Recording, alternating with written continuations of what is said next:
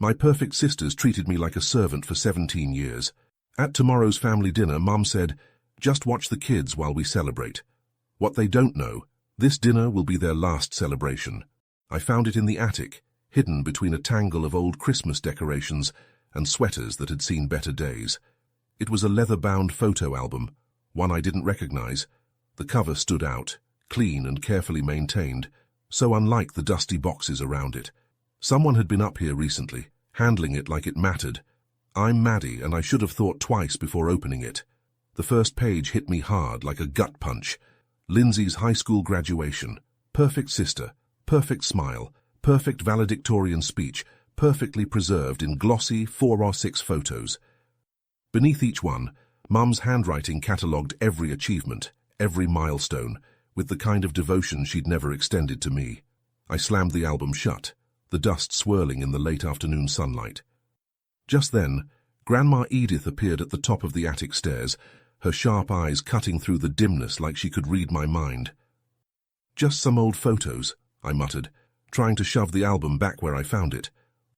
"Margaret's shrine to success," Grandma said dryly.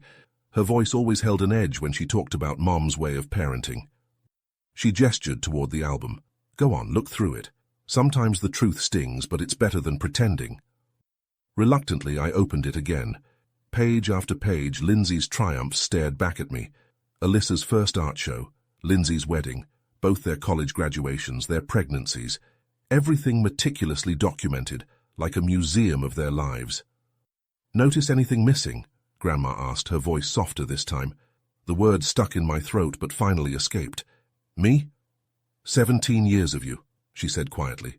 "Your dance recitals, your honor roll certificates, that gorgeous shot of you in the school play last spring when you stole the whole show. None of it's here." I swallowed hard, trying to keep my voice steady. "Maybe there's another album." Grandma sat down on a dusty old trunk, her expression tender but resolute. "Sweetheart, you know there isn't." I kept flipping through the pages, the empty spaces cutting deeper than the photos themselves. "Did you know about this?" I asked. "I found it last week, helping your mum clean. She was so proud, showing me all those pictures. She didn't even notice what she was really showing me." My fingers traced the edge of a photo, Lindsay's first marketing award. "They're all coming tomorrow," I said flatly. "Family dinner to celebrate Alyssa's pregnancy. Again." "And let me guess," Grandma said with a knowing smile, "they'll need you to watch Lindsay's kids while they sip wine and reminisce." I gave a small, bitter laugh. "Don't they always?" "There's a difference," Grandma said, "between being helpful and being taken for granted. Your sisters learned early how to be the stars. Maybe it's time you learned to say no." "Mom would lose it," I said. "Maybe she needs to." I closed the album, but the images stayed burned into my mind. Years of being the dependable one, the invisible one, all summed up in what wasn't there. "I got into that art school in New York," I said, almost whispering. "Full scholarship. Haven't told anyone yet." Grandma's face lit up, her smile wide and proud. "Now that's the kind of news worth putting in an album." "Mom wants me to stay close to home," I said, standing up and brushing dust off my jeans. "She already talked to Lindsay about finding me an internship at her company." "And what do you want?" Grandma asked, her words hanging in the air like the dust motes catching sunlight. I hesitated, then finally said it. "I want my own page in the album." Grandma's smile grew knowing. "Then I suggest you start taking some pictures worth saving." I tucked the album back where I found it, but I knew something had changed. Tomorrow they'd all be here, expecting the same old Maddie, reliable, invisible. They had no idea. "Coming to dinner tomorrow?" I asked Grandma as I headed down the stairs. "Wouldn't miss it," she said with a wink. Someone had to capture the moment. I helped Grandma down the attic stairs, the two of us stepping back into a house that suddenly felt unfamiliar. It wasn't home anymore. It was a stage, and I was done playing the background role. Dinner went exactly as expected. The door barely closed behind Lindsay before she handed off her twins, Emma and Ethan, without a second glance. "Just watch them for a minute, Mads," she said, breezing into the kitchen, designer purse swinging over her shoulder. "Mom needs help with the roast." Emma and Ethan immediately started fighting over a stuffed dinosaur, their shouts piercing through the chatter from the kitchen. I caught Grandma's eye from across the room. She raised an eyebrow, a silent nudge, reminding me of what we'd talked about earlier. I stood up, gently nudging the twins off my lap. My stomach twisted, but I forced myself to take a deep breath. Actually, I said, keeping my voice even, I need to work on my art portfolio. College applications are due soon. Lindsay stopped mid-stride, turning to face me like I'd spoken another language. What? She said, her tone sharp. Since when are you applying to art school? Since I decided it's what I want to do. The words came out firmer than I thought they would. Her eyes narrowed. But Mum said you're coming to work with me after graduation. We already talked about this. I folded my arms. You talked about it. I wasn't there, remember? The twins must have picked up on the tension because they went oddly quiet. From the kitchen, I could hear Mom and Alyssa laughing about baby names.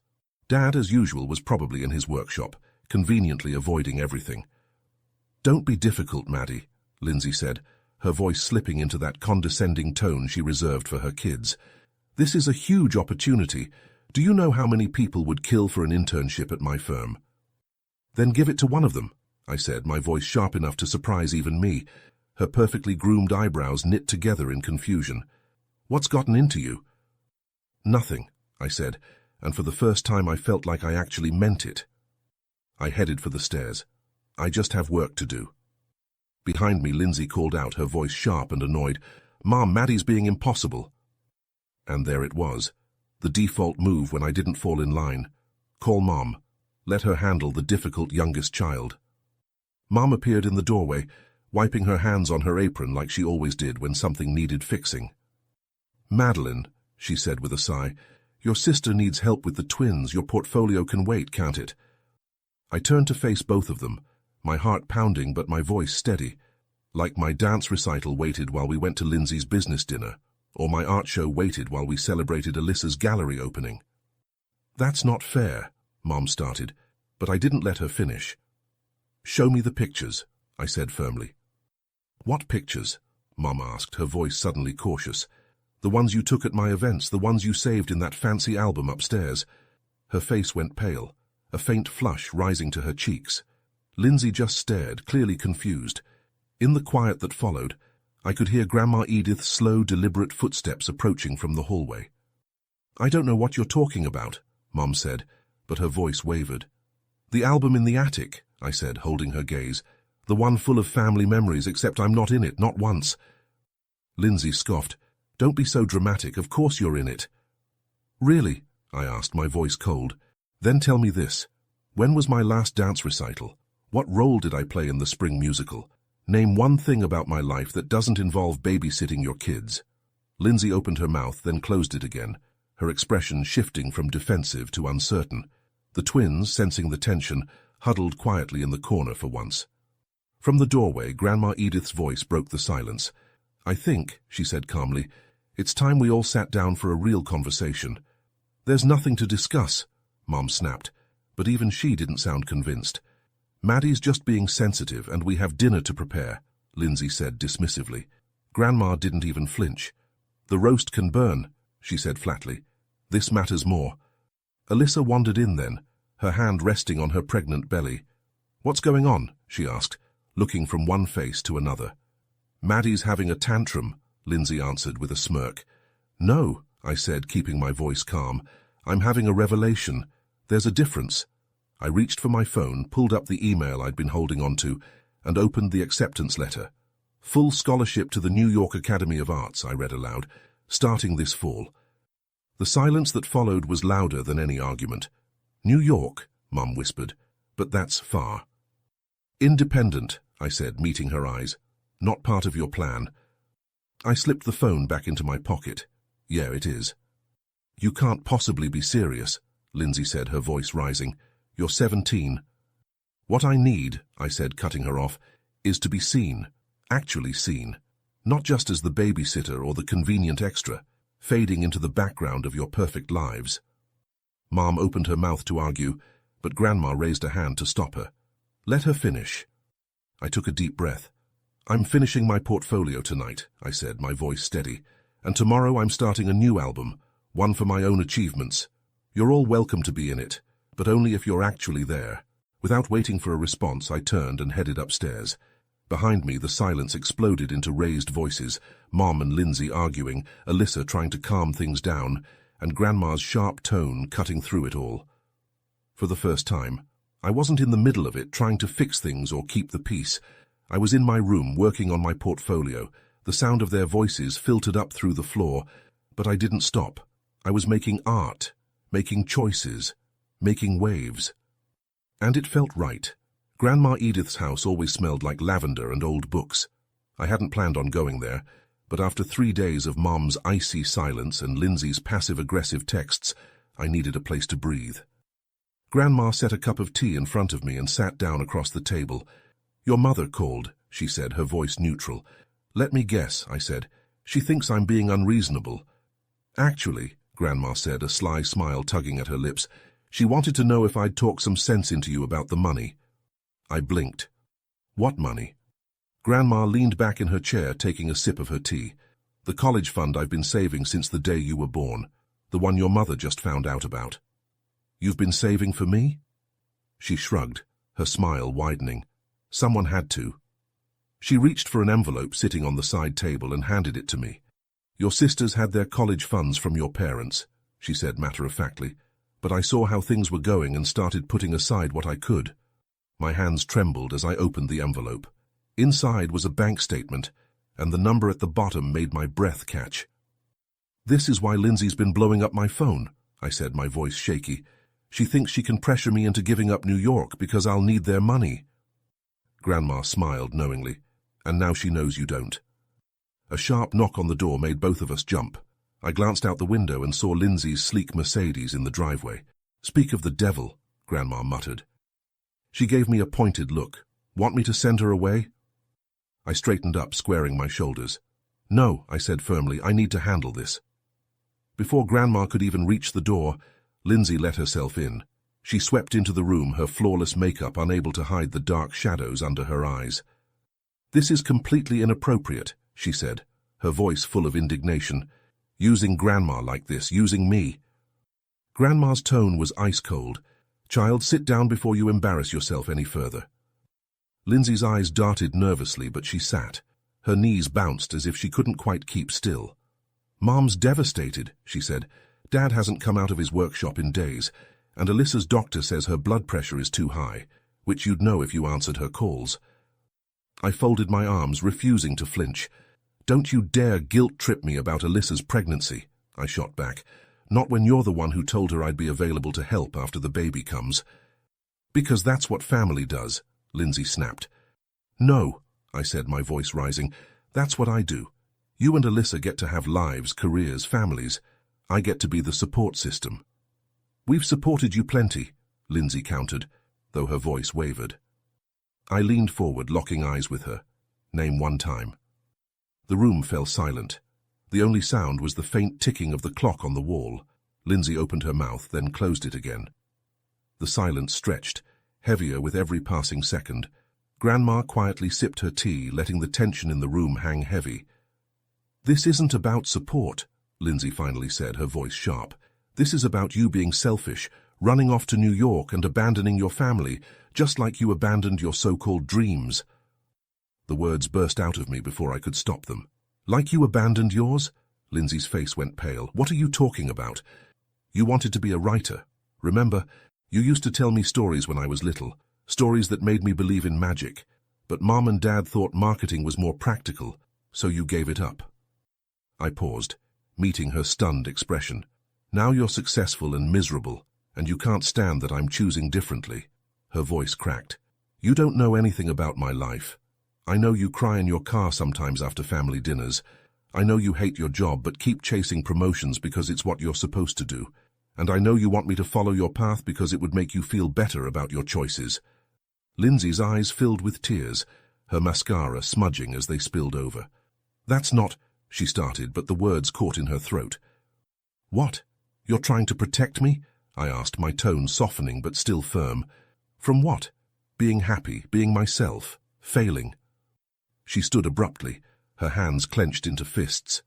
"Do you even know how hard it is out there? How many people never make it in art? At least with me, you'd have security, a future." "Like yours?" I asked quietly, locking eyes with her. "Living someone else's version of success?" Her shoulders sagged and the fight drained out of her.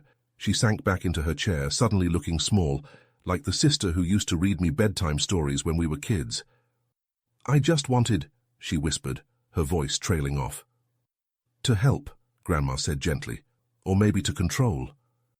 Lindsay wiped at her eyes, smearing mascara across her fingers. "Mum's going to cut you off," she said hoarsely. "She told me to tell you. No car, no phone, no support if you go to New York." I glanced at Grandma, who gave me a small nod of encouragement. "I don't need it," I said firmly. "I've got a full scholarship. I have Grandma's support. And most importantly—" I stood tall, meeting Lindsay's gaze. "I have myself." "You used to tell me stories about brave girls who fought dragons," I said, my voice softer now. "Remember?" Lindsay's eyes flickered with something, regret maybe. "Maybe it's time I fought mine." She stared at me for what felt like an eternity before grabbing her purse. At the door she hesitated, her hand resting on the knob. "The dragons," she said quietly, her voice almost breaking. "They always won in my stories." "No," I corrected her gently. "You just stopped writing before the ending." After she left, Grandma and I sat in silence, watching the steam curl up from our cups of tea. Outside, Lindsay's car stayed in the driveway, the engine off for several long minutes before finally pulling away. "Well," Grandma said, her tone dry but warm, "I believe that's what they call a breakthrough." I wasn't sure if she meant for Lindsay or for me, maybe both. Dad's workshop smelled like sawdust and unspoken words. I found him there, sanding the same spot on a cabinet he'd been working on forever, his hunched shoulders telling me more than his words ever could. "Your mother's crying again," he said without looking up. "I know," I replied, trying to keep my voice steady. "Alyssa called. She said she might lose the baby from stress." The guilt hit me hard, sharp and unwelcome, but I forced myself to stay grounded. "That's not fair, Dad." He finally turned to face me, his safety glasses pushed up onto his forehead. His eyes looked heavy, like he hadn't slept in days. "None of this is fair, Maddie," he said with a sigh, "but it's family." "Is it?" I asked, picking up a thin wood shaving and letting it fall from my fingers. "Because from where I stand, family looks a whole lot like sacrifice, except not everyone's doing the sacrificing." He set the sandpaper down, an unusual move for him, signaling that I had his attention. "You think I don't understand sacrifice?" he said, his voice tinged with frustration. "I gave up my architecture career to support your mother's teaching, to be here for you girls." "And how's that working out?" I asked, stepping closer. "Hidden away in your workshop while everything else falls apart?" The truth hung between us, heavy as the smell of sawdust in the air. Dad reached for his sandpaper again, a reflex to retreat, but I placed my hand firmly on the cabinet, stopping him. "I found my college essay," I said quietly, "the one I wrote last year about wanting to study art. It was in the trash after Mom reviewed it." His hand froze, trembling just slightly, before resting back on the workbench. "She means well," I said, my voice quieter now. "She always means well for her version of what this family should look like." Dad's jaw tightened, but he didn't respond, so I kept going. "Just like she meant well when she convinced Lindsay to study marketing instead of writing. Just like she meant well when she told Alyssa her art was just a hobby until she got married." Dad finally looked at me, his eyes heavy with years of unspoken truths. "Your mother isn't the only one responsible," I said, meeting his gaze. "You saw it all happening. You just decided it was easier to build furniture than stand up for your daughters." Before he could answer, the workshop door creaked open. Mom stood in the doorway, her face blotchy from crying, her hands gripping the doorframe like it was the only thing keeping her upright.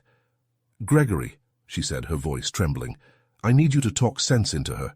She's throwing away everything we planned." "Like you threw away my essay," I shot back, the words tumbling out before I could stop them. Mom froze. Dad's hands drifted back to the sandpaper, his movements deliberate, almost mechanical. "I was protecting you," Mum whispered, her voice barely audible. "No," I said firmly, standing straighter. "You were protecting yourself, protecting your perfect family narrative, your controlled little world where everyone plays their assigned role." "That's enough," Dad's voice sliced through the tension like a blade. It was the first time I'd ever heard him speak like that, and it made us both turn toward him. "Margaret, sit down," he said, gesturing to an empty stool. "Maddie, you too." The three of us sat in an awkward triangle, the air so thick with tension it felt hard to breathe. "I got another letter today," I said finally, breaking the silence, "from the New York Academy. They want to feature my portfolio in their incoming student showcase. Mom opened her mouth to speak, but Dad held up his hand, silencing her. Let her finish, he said, his voice firm but steady. I pulled out my phone and opened the email. My work shows remarkable emotional depth and technical promise. They said I could have a real future in fine arts. I turned the screen toward them, the glowing words a stark contrast to the dim room. I wanted the first people I told to be you, both of you, I continued, my voice softening. But I knew you'd find a way to twist it into something wrong. Mom's lips trembled, her hands twisting in her lap. We only want what's best. For who? Dad interrupted, his voice cutting through her practiced line. We both stared at him, startled. For Maddie, or for your idea of who she should be? Gregory, Mom began, but he shook his head. No, Margaret, he said firmly. I've been quiet for too long. Dad started pacing between the scattered projects in his workshop, his movements sharp, his words sharper. I watched you reshape Lindsay's dreams until she forgot they were ever hers, he said, his voice rising. I stayed silent when you convinced Alyssa that art was just a phase, but I'm done building cabinets while you dismantle our daughters. Mom's face drained of color. How dare you? She hissed, her voice trembling with outrage. He's right, I said, my voice steady, feeling something inside me finally break free. And you know he is. That's why you're fighting so hard against my choice, because if I succeed, it proves you were wrong about everything. I was never wrong about wanting to protect you, Mom snapped, her tone defensive, almost pleading. Protect me from what? I asked, meeting her eyes. From being happy, from being myself. Dad walked to his workbench and picked up a small wooden box I'd never noticed before. His hands shook slightly as he opened it and held it out to me. Inside were newspaper clippings, old sketches, report cards, mine, my achievements, carefully saved and tucked away like secrets. I kept them, he said quietly. Everything you thought no one noticed. Mom stared at the box, her expression unreadable but heavy with unspoken emotions. It looked like the weight of years of denial had finally found its target. I'm going to New York, I said, standing taller, and I'm done feeling guilty about it. I left them there, Mom frozen with her unraveling certainties, and Dad holding his box of pride in one hand and the weight of silence in the other. As I stepped outside, my phone buzzed with a text from Alyssa. We need to talk. The day clearly wasn't done with me yet. Alyssa's apartment felt like chaos personified. Art supplies were scattered across every surface, tangled with baby clothes and stacks of parenting books. She was perched cross-legged on her paint-streaked couch, a mug of tea balanced precariously in her hand, and the other resting protectively on her belly. You're killing Mom, she said, skipping any pleasantries. Funny, I said, stepping over a stack of books. She's doing the same to me. This isn't a joke, Maddie. Alyssa's tone was sharp, almost desperate. Her blood pressure's through the roof. Dad's talking about therapy. And my doctor says if I don't reduce stress... Don't, I interrupted, cutting her off mid-sentence. Her eyes narrowed. Don't what? Don't make your pregnancy complications my fault, I said, my voice firm but not unkind. Alyssa sighed, setting her mug down and rubbing her temples. I'm not, she said softly. But you walking away from everything, this family, it's what? I asked, leaning against the edge of the cluttered table. It's hard, she admitted, because I wish I'd had the guts to do it too. You're so focused on your escape plan, you're not even seeing what's happening here, Alyssa said, her voice heavy with bitterness. I was taken aback.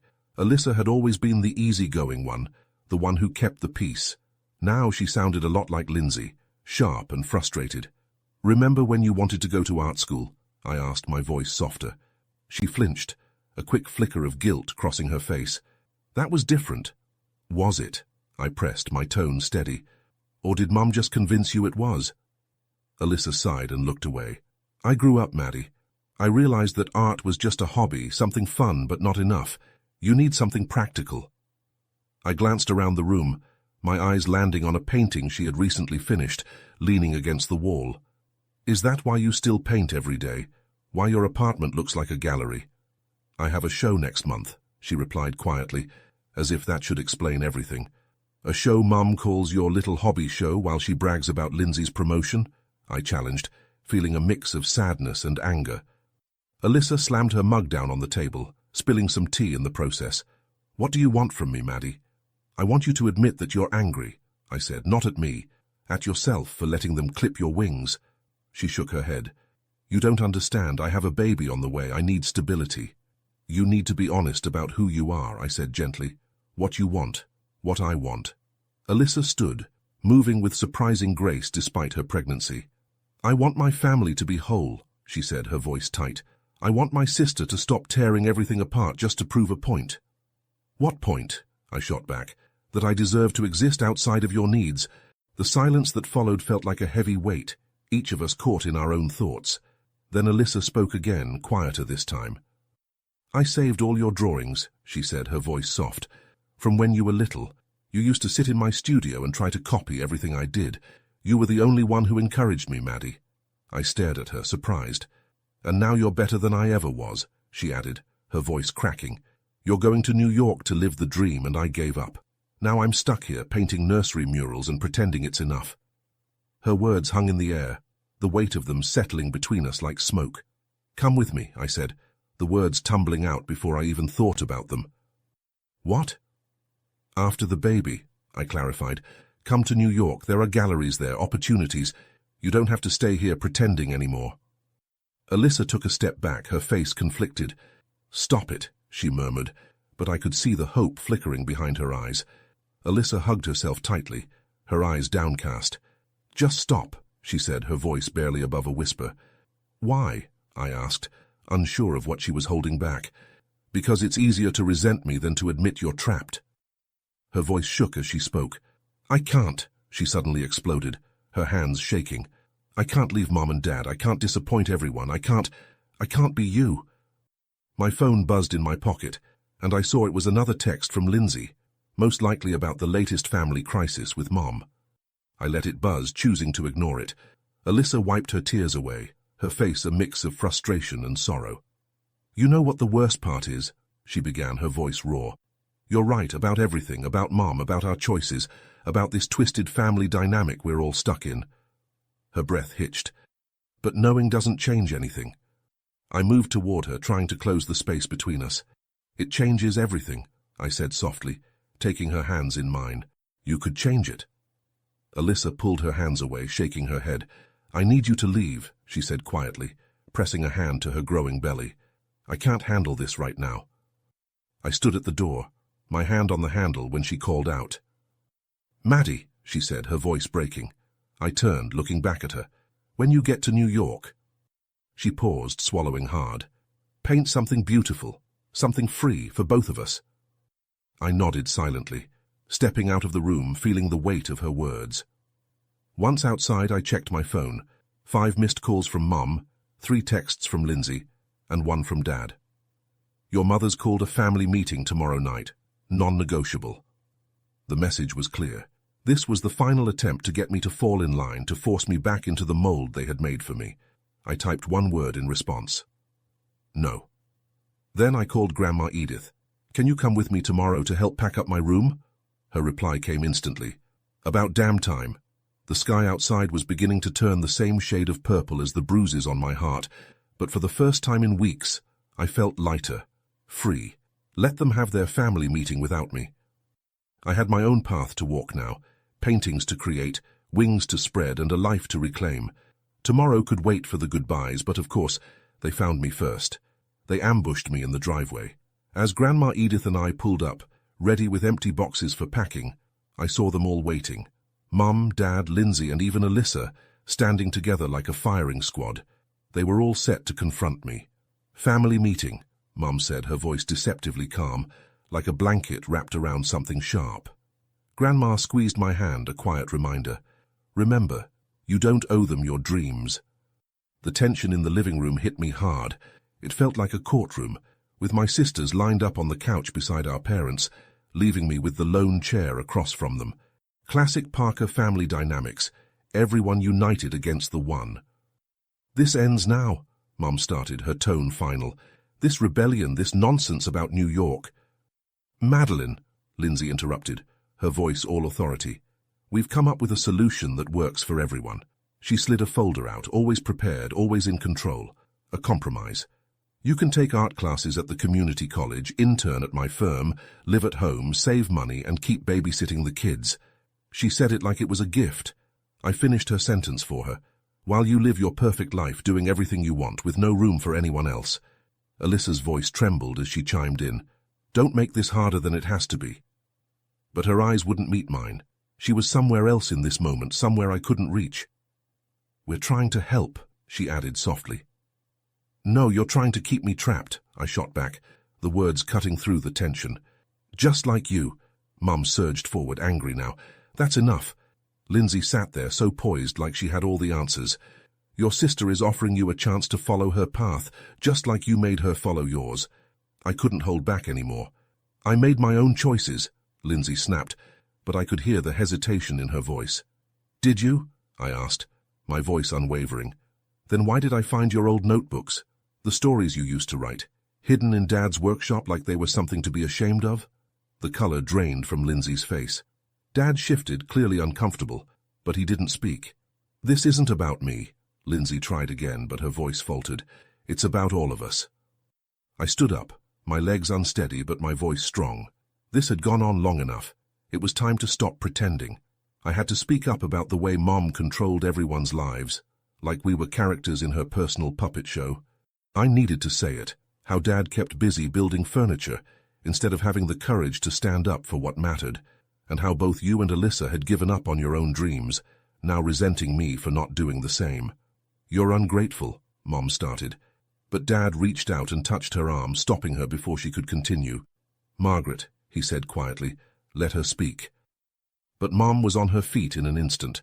I won't let you destroy this family with your selfishness. You already did, I replied, my voice steady but laced with emotion. Every time you overlooked my accomplishments, every time you pushed Lindsay into security instead of letting her pursue her passion, every time you belittled Alyssa's art, I gave you everything. Mum's voice cracked. Everything. You never gave us real opportunities, I pressed on, my words gaining strength. You gave us cages. Beautiful cages, sure, but cages all the same, with all the right labels. Perfect daughter, responsible daughter, and then me, the spare. There just in case the others needed something. The room fell silent, the weight of the truth hanging in the air. Then Lindsay stood, her poised exterior beginning to crack. If you leave, you're cut off. No support, no backup plan. I don't need your money, I said firmly, pulling out my phone to show them the email. Full scholarship, and Grandma's savings. I'm not asking permission anymore, I'm telling you, I'm going. Madeline Parker, Mum's voice dropped to a chilling calm. If you walk out that door, you are no longer part of this family. Her words hit hard like a physical blow, but I didn't back down. I stayed standing, refusing to let the weight of their expectations control me any longer. It's funny, really. I never truly was, Mum. Alyssa gasped, her hand instinctively going to her belly. Dad, his voice full of desperation, begged, Margaret, think about what you're saying. But Mum didn't waver, tears streaming down her face. Choose, Madeline, she said, her words cutting through the tension. Your family or your selfishness. I looked at them all. Mum's rigid anger, Dad's helpless concern, Lindsay's cracking mask of control, Alyssa's mix of fear and frustration. My family, my cage. I choose me, I finally said, the words burning with clarity. I turned to head for the stairs, but Lindsay's hand caught my arm. Maddie, please, we need you. No, I said, gently pulling her hand away. You need someone to blame for your own choices. Find someone else. You'll fail, Mum called after me. I paused at the stairs, looking back one last time. Maybe, but I'd rather fail at being myself than succeed at being your puppet. Upstairs, my room awaited, filled with empty boxes ready for packing, ready for escape. But as I reached for the first box, my hands shook. They were right about one thing. I was terrified. Terrified of failing, of succeeding, and of being truly alone for the first time. But what scared me more than any of that was the thought of staying, of becoming just another casualty of the Parker family, trapped in a cage of my own making. Through my window, I saw Grandma Edith in the driveway, standing like a guard, her presence steady and unwavering. Below, voices rose and fell, filled with blame and accusations. I picked up the first box. Sometimes burning bridges is the only way to light the path ahead. Time to start packing. By the time the last box was in Grandma's car, Lindsay's Mercedes screeched into the driveway, blocking our exit. She stepped out, looking every bit the corporate warrior, clutching a manila envelope. "One last chance," she said, walking toward me. "Before you throw everything away, move your car." I didn't move. "Not until you see this," she said, thrusting the envelope into my hands. "Your college fund. The account Mum and Dad set up when you were born, almost enough to cover 4 years at state. I didn't take it." "Are you saying that was leverage?" "I'm saying it was your future." Lindsay's makeup couldn't mask the desperation in her eyes. "You think it's about a practical future, one with family support and strings attached." "That's what family is, Maddie. We support each other, we compromise." "No," I interrupted sharply. "Family isn't about compromise, it's about sacrifice, and it only ever goes one way." She flinched but quickly gathered herself. "You want to talk about sacrifice?" she shot back. "Let's talk about who paid for your art supplies all these years, your dance classes, my babysitting services, my constant availability, my dreams shoved aside for everyone else's." "That's not—" "Did you know Dad kept my drawings?" I cut her off. The question threw her off balance. Every single one hidden in his workshop like they were evidence of some crime. Her control started slipping. "What are you talking about?" she asked, her voice shaky. "The same place he kept your stories, Lindsay. The ones Mom said weren't practical enough." The envelope trembled in her hand, her expression tightening. "Stop it." "Why?" I asked, my voice steady. "Because it's easier to try and bribe me than to face your own forgotten dreams." "I made my choices," she muttered. "No," I replied, my voice rising. "Mom made them. You just surrendered. And now you can't stand that I'm not doing the same." She threw the envelope at my feet, papers scattering across the driveway. "You ungrateful little—" Grandma Edith's voice cut through the air, sharp and firm. She stepped out of the car, something clutched in her hands. "Show her, Madeline." I pulled out my phone and opened the email I'd been holding onto. Full scholarship, plus a stipend for supplies. "And this," I said, nodding toward Grandma, who held up a bank book. Grandma had been saving for me since I was born, an account Mom had never known about. Lindsay staggered back, looking like I'd hit her. "You planned this?" she gasped. "All of it?" "No," I replied, my voice steady. "I just refuse to let my dreams be another casualty of this family." "You'll fail," she whispered, but there was no real conviction in her words. "You'll end up alone," she added softly. "I already am," I said, meeting her eyes. "The difference is now I'll be alone on my terms." A shift in the doorway caught my eye. Dad was standing there watching, his posture uncertain. Mom sat on the stairs, her face buried in her hands. Alyssa was nowhere to be seen. "Move your car," I said again, my voice unshaken. "Or what?" "Or watch me leave anyway without the perfect goodbye you're trying to script." Something broke in Lindsay's expression. The carefully constructed corporate mask slipped. The perfect sister facade crumbled. The weight of years of compliance was written all over her face. "I used to write about girls like you," she said softly. "Brave ones, free ones." "Before?" I asked quietly. "Before Mum convinced you it was childish?" She nodded, tears streaking through her makeup. "It's not too late," I offered softly, thinking about starting over, about writing again. But she shook her head. "It is." She fumbled for her keys, her fingers trembling. "Some cages you build yourself." As she pulled her car out of the driveway, Dad finally took a step forward. "Maddie, I know," he said, his voice quiet but firm. I nodded, already knowing where he was going with this. "The workshop, the drawings, I should have," he admitted, guilt written on his face. "Yes, you should have," I said, a sense of finality settling over me. He handed me a small wooden box, its craftsmanship impeccable. Inside was a crayon drawing of mine, carefully preserved. "For your new studio," he said softly.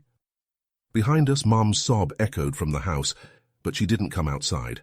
I hugged Dad quickly, offering a small nod to Lindsay, then got into Grandma's car. As we drove away, I took one last look at my family. Dad was standing alone in the driveway, Lindsay frozen next to her Mercedes, and Mom's shadow loomed in the doorway. "Ready?" Grandma asked, her voice steady. I glanced down at the wooden box in my lap, then at the papers scattered on the driveway, the remnants of Lindsay's last effort at control blown away in the wind. "Yes," I replied quietly. "Sometimes revenge isn't about hurting anyone. Sometimes it's about saving yourself. We drove onto the main road, leaving the house the weight of expectations and the carefully constructed cage of family obligations behind us. Ahead was New York, freedom, a fresh start, and a blank canvas waiting for me to make my mark. I didn't look back. When I had my first gallery showing at the academy, I was surprised by the turnout. As I scanned the crowd, my eyes landed on a familiar figure, Dad standing in front of my centerpiece painting. The artwork depicted 3 birds inside a gilded cage. The door was open, one bird soaring freely while the other 2 stayed behind, perched inside. I'd named it Family Portrait. "You captured your mother's eyes," he said as I approached, nodding toward the bird still sitting on the perch. "I didn't expect you to show up," I admitted. "Wouldn't miss it," he replied, his eyes lingering on the painting, "though I suspect I'm the perch they're sitting on." We both winced at the truth of it. "How's everyone?" I asked, more out of politeness than genuine curiosity. "Your mum's in therapy, finally," he said, running a hand through his greying hair. "Lindsay's writing again, short stories mostly after the kids are asleep." He paused, a slight smile tugging at his lips. "And Alyssa? Well, she turned her nursery mural into a full exhibition. Small gallery, but it's a start." A small weight in my chest loosened just a bit. "And you?" I asked, genuinely curious. "Sold the cabinet business," he said, his gaze still on the painting. "Started teaching woodworking at the community center. Turns out I like helping people build things more than hiding behind them." A noise near the entrance grabbed our attention. Grandma Edith had arrived, commanding the room as always. Several of my classmates gathered around her, drawn in by her sharp wit and even sharper insights. "She's proud of you," Dad said, his voice steady. "We all are, even if some of us are still figuring out how to show it." I shook my head, trying to interrupt him. "Dad, no, let me finish." He turned fully toward me, his expression softening. "You were right about everything. The cage, the compliance, the cowardice. But you were wrong about one thing." I raised an eyebrow. "What's that?" He pointed to the bird soaring in my painting. "Freedom isn't just about getting away," he said quietly. "Sometimes it's about showing others that the door is open." Before I could respond, my faculty advisor called me over to meet a well-known gallery owner. I glanced back briefly and saw Dad standing in front of another piece, a small sketch of his workshop, where the light fell perfectly across his tools. As I turned to walk away, my phone buzzed. It was a text from Alyssa. "Baby's here, named her Eden for freedom and fresh starts. Thought you'd appreciate the symbolism, artist." Another message popped up right after. "She has your eyes and your stubbornness. Refused to follow the birth plan, did it her own way." I couldn't help but smile, typing back quickly. Good for her. Grandma Edith made her way toward me, her eyes shining with pride. "Quite a statement piece," she said, nodding at my family portrait. "Though you might need to update it." "Why's that?" I asked, raising an eyebrow. "Your sister's bird seems to be testing its wings," Grandma said, handing me a literary magazine. I glanced at the page. It was open to a short story with a byline that read L. Parker. "Lindsay published something under a pen name," Grandma added with a smile. "Baby steps." She squeezed my arm gently. "Sometimes the bravest thing isn't flying away," she said. "It's showing others how to spread their wings." The gallery owner was waiting for me, but I took a moment to soak in the scene around me. Dad was standing there, taking in my work with a new understanding. Grandma, as usual, was holding court with my fellow artists, while the spots where Mum and my sisters should have been felt painfully empty. My phone buzzed again. This time it was a message from Lindsay. "Read your interview in the student paper. You're right about everything. I'm sorry it took me so long to understand. Not asking for forgiveness, just wanted you to know." I slipped my phone back into my pocket without replying. Some things needed time to settle, just like a painting that had to dry before the next layer. The gallery owner approached, showering me with compliments about my technique, my vision, and my courage to tackle such difficult subjects. But my eyes kept drifting back to Dad, who had pulled out his wallet and was carefully adding something to the visitor's book. Later, when the crowds had thinned, I checked the book. Tucked carefully between its pages was a photograph. It was of me at 5 years old, covered in paint, proudly holding up my first real piece of art. On the back, Dad had written in his careful script, "The day you started flying." I added the photo to my exhibition, placing it right next to the family portrait. A beginning placed alongside an ending. Or maybe they were both beginnings, depending on how you looked at it. Outside, New York's lights illuminated the night sky, full of potential and possibilities. Somewhere back home, Alyssa was cradling her daughter, rebellious and beautiful. Lindsay was writing again, even if only in secret. Mom was confronting her own struggles, and Dad was building something new for himself. As for me, I was exactly where I needed to be, free, creating and showing others that there was a way out of their own cages. Sometimes the most powerful form of revenge isn't about hurting others, it's about living well enough to set everyone free.